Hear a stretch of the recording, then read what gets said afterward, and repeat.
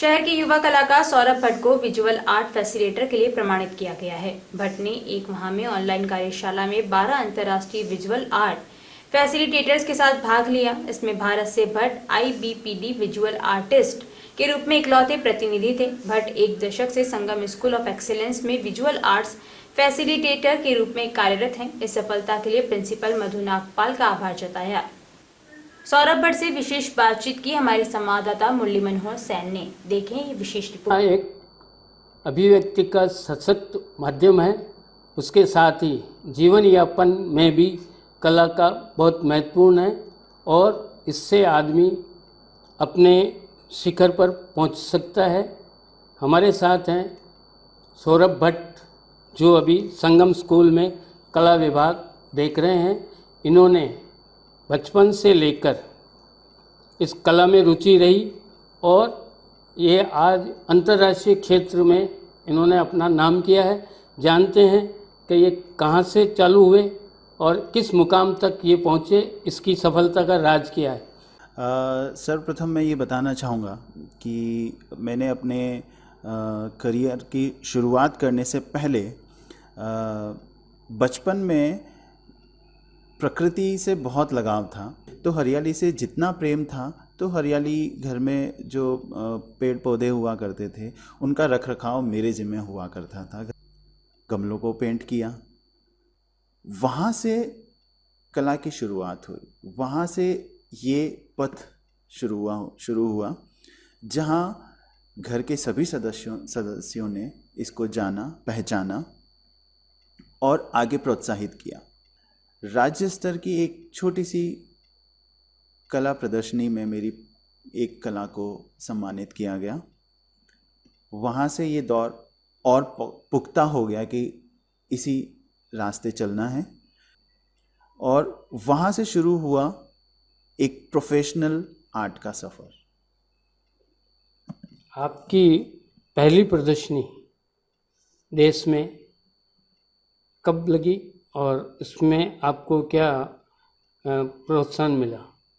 सर्वप्रथम मेरी पहली प्रदर्शनी 2001 में डलहौजी में लगी, जहां दलाई लामा जी ने हमारी एग्जीबिशन का इनॉग्रेशन किया। मेरे गुरुओं के साथ में मेरी कला प्रदर्शनी कला को प्रदर्शित किया गया। वो मेरे लिए एक यूँ माने कि एक बहुत बड़ा मुकाम था, जहाँ एक छोटे से कस्बे से आया एक छोटा सा बच्चा और अपनी कला को दलाई लामा जी के सामने प्रस्तुत कर रहा है। वो उसके लिए एक बहुत ख्वाब जैसा प्रतीत था। अमित गंजू जी और नवीना गंजू जी के सानिध्य में मैंने अपने कला के गुण सीखे और सर्वप्रथम अंतर्राष्ट्रीय कला प्रदर्शनी मेरे गुरुओं ने लगाई, जहां मेरी 50 पेंटिंग को प्रदर्शित किया गया लंदन में, और वहां से मेरा अंतर्राष्ट्रीय सफ़र शुरू हुआ। आप इस कला क्षेत्र में कई आर्टिस्ट हुए, भारतीय भी और अंतर्राष्ट्रीय भी, तो आपको किस कलाकार ने ज़्यादा इम्प्रेस किया, किस कलाकार से आप प्रभावित हैं? मैं सबसे ज़्यादा अपने कला गुरु जो हैं, जिनसे मैं बहुत ज़्यादा इंस्पायर्ड होता हूँ, वो के हैबर हैं। के हैबर की मैंने सन 2000 के अंदर एक ऑनलाइन बिल्कुल लाइव एग्जीबिशन देखी थी बॉम्बे में, national museum of art gallery Bombay में।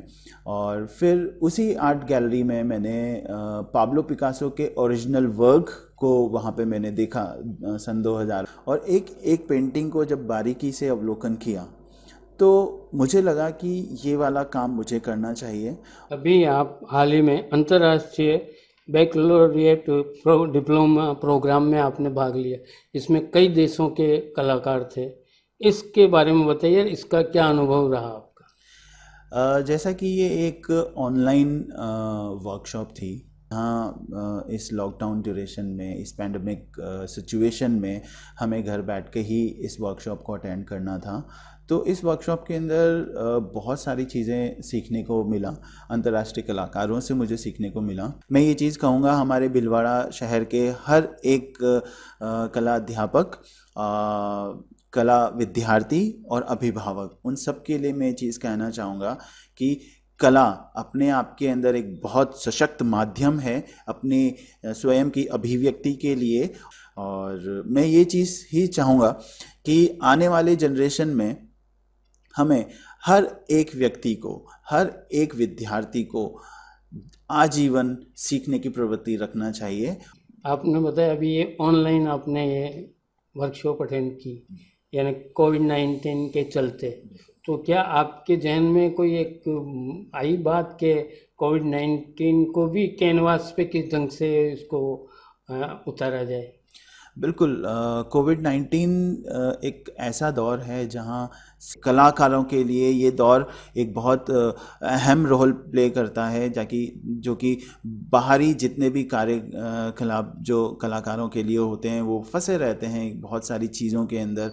तो इस दौर के अंदर आने वाले जनरेशन के लिए, आने वाली पीढ़ी के लिए हमें इस दौर को संजोए रखना है, इस दुख वाले दौर को संजोए रखना है, ताकि आने वाली पीढ़ी इस चीज़ को जान सके कि हमारे फोरफादर्स लोगों ने, हमारे पूर्वज लोगों ने किस तरह से इस सिचुएशन का सामना किया और उभर के बाहर निकल के आए और हमें नई राह दिखाई। तो ये थे युवा कलाकार सौरभ भट्ट, जिनका मानना है कि कलाकार कभी नहीं रुकता है, उसकी सोच बराबर जारी रहती है और कला एक ऐसा माध्यम है कि जीवन यापन के लिए भी बहुत ज़रूरी है और अभिव्यक्ति की भी एक बहुत सशक्त माध्यम है। मुरली मनोहर सेन, लोकवाणी, भीलवाड़ा।